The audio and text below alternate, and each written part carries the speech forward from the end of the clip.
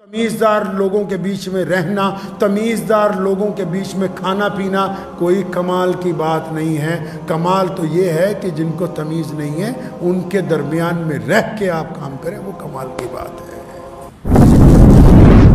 اللہ اکبر۔ ایک چادر نبی علیہ السلام نے، دھاری دار چادریں بڑی خوبصورت آتی تھی، ان میں درمیان میں دھاریاں بنی ہوتی تھی۔ ایک چادر نبی علیہ السلام کے بارے میں آتا ہے، ایک مرتبہ آپ صلی اللہ علیہ وسلم نے کندھے پہ رکھی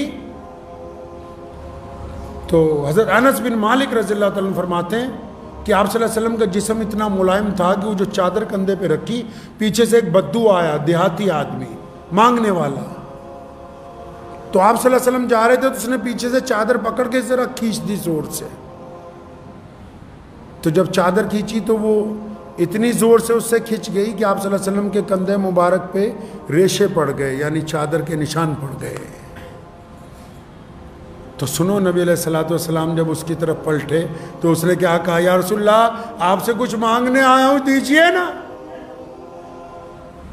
دینے والے سنو، محمد رسول اللہ کی امت کے لوگوں جن کو اللہ نے دینے والا بنایا ہے، اس حدیث کو سنیے دھیان سے کہ دینا کیسے ہے۔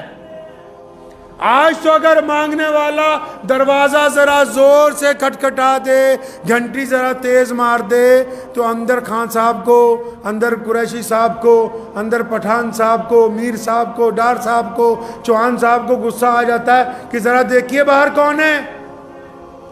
اور آگے اگر کوئی کہتے ہیں کوئی مدرسے والا ہے، کوئی مسجد والا ہے، کوئی گداگر ہے، کوئی مانگنے آیا ہے، کہتا ہے اچھا اس سے پوچھ، گھنٹی ایسے مار رہا ہے، مانگنے آیا ہے کہ قرض لینے آیا ہے، کہ قرضہ واپس لینے آیا ہے؟ سنو نبی علیہ السلام نے کیا کیا۔ وہ چادر اس نے تیزی سے کھینچی، آپ صلی اللہ علیہ وسلم کے کندھے مبارک پہ، گردن مبارک کے ایک طرف جب وہ نشان بھی پڑ گیا اس چادر کی وجہ سے، جیسے اس نے کہا یا رسول اللہ میں آپ سے تو کچھ مانگنے آیا ہوں، نبی علیہ السلام کے چہرے پہ مسکراہٹ پھیل گئی۔ فرمایا مانگو، کیا مانگتے ہو؟ مانگو کیا مانگتے ہو؟ یہ نبی علیہ السلام نے امت کو تربیت دی ہے، اس چکر میں نہ پڑو۔ جو اچھے اچھے آج پڑھے لکھے لوگ ہیں، جو اپنے آپ کو کہتے ہیں ہم پروفیسر ہیں، ہم ڈاکٹر ہیں، ہم انجینئر ہیں، ہم فلاں بڑے عالم ہیں، ہم فلاں ہیں، اور پھر کیا کہیں گے کہ جی یہ فلاں معاشرے کے لوگ، فلاں علاقے کے لوگ، ان کو تو تمیز ہی نہیں ہے۔ تمیزداروں کو، تمیزدار لوگوں کے بیچ میں بیٹھ کے گفتگو کرنا، تمیزدار لوگوں کے بیچ میں رہنا، تمیزدار لوگوں کے بیچ میں کھانا پینا کوئی کمال کی بات نہیں ہے۔ کمال تو یہ ہے کہ جن کو تمیز نہیں ہے ان کے درمیان میں رہ کے آپ کام کریں، وہ کمال کی بات ہے۔ تانا دینے سے کیا ہوگا؟ برائی کر کے اپنی جان چھڑانا چاہتے ہو کہ جی ہماری قوم کو تو فلاں کام آتا ہی نہیں۔ آپ نے کیا کیا؟ قوم کے کتنے افراد کی تربیت کی، کتنے لوگوں کو تیار کیا، کتنے کے رموز کو درست کیا، کتنوں کے لب و لہجوں کو درست کیا۔ آپ کا کردار کتنی ہوا دیتا ہے کہ لوگ جس کو دیکھ کے یہ محسوس کر لیں کہ واقعی اسلام بہترین مذہب ہے۔ آپ پہلے اپنی گفتگو تو کر لیں۔ تو نبی علیہ السلام سے اس نے سوال کیا یا رسول اللہ مجھے کچھ بکریاں چاہیے۔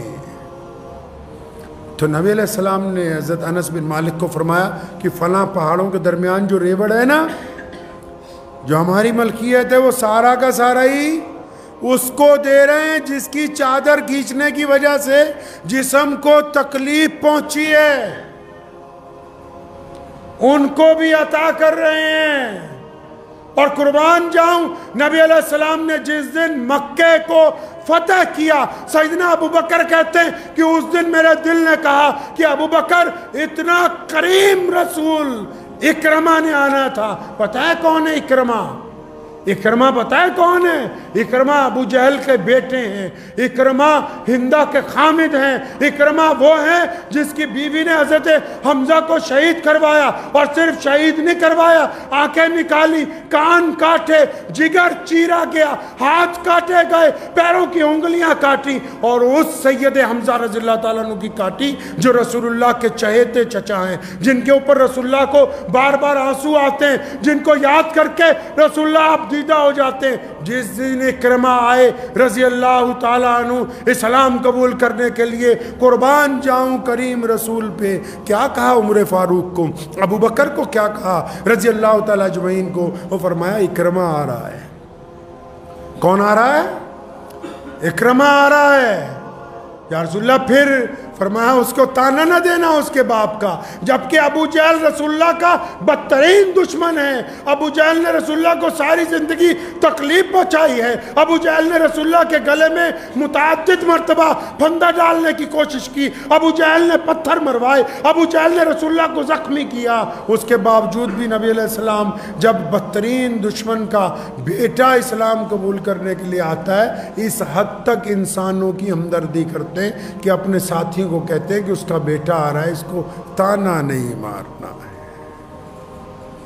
तो प्यारे नबी अलैहिस्सलाम की ज़िंदगी के जो वाक़यात हैं, ये रसूलुल्लाह सल्लल्लाहु अलैहि वसल्लम की बातें हैं। ये हमारे लिए ज़िंदगी का रास्ता है। हमारा सरमाया हमारे प्यारे नबी हज़रत मुहम्मदुर रसूलुल्लाह सल्लल्लाहु अलैहि वसल्लम हैं। हम जब तक अपने आका सल्लल्लाहु अलैहि वसल्लम की पैरवी इख्तियार करेंगे, जब तक उनके अंदाज के मुताबिक ज़िंदगी गुजारेंगे, उनकी ज़िंदगी को पढ़ेंगे, हमारे दिल में दर्द पैदा होगा। नबी अलैहिस्सलाम की सीरत पढ़ेंगे, हमारी आंखें खुलेंगी। नबी अलैहिस्सलाम को पढ़ेंगे, घर में रहना आएगा। नबी अलैहिस्सलाम को पढ़ेंगे, बाज़ार के मामलात सही करने आएंगे। नबी अलैहिस्सलाम को पढ़ेंगे, रिश्तेदारों में दुरुस्तगी आएगी। जब तक नबी अलैहिस्सलाम को नहीं पढ़ेंगे, ज़िंदगी का मसला हल होने वाला है नहीं है। तो दुआ, मुझे उम्मीद है कि आपको ये वीडियो पसंद आई होगी। अगर पसंद आई हो तो ये आप अपने दोस्तों के साथ शेयर करें और इस चैनल को सब्सक्राइब ज़रूर करें।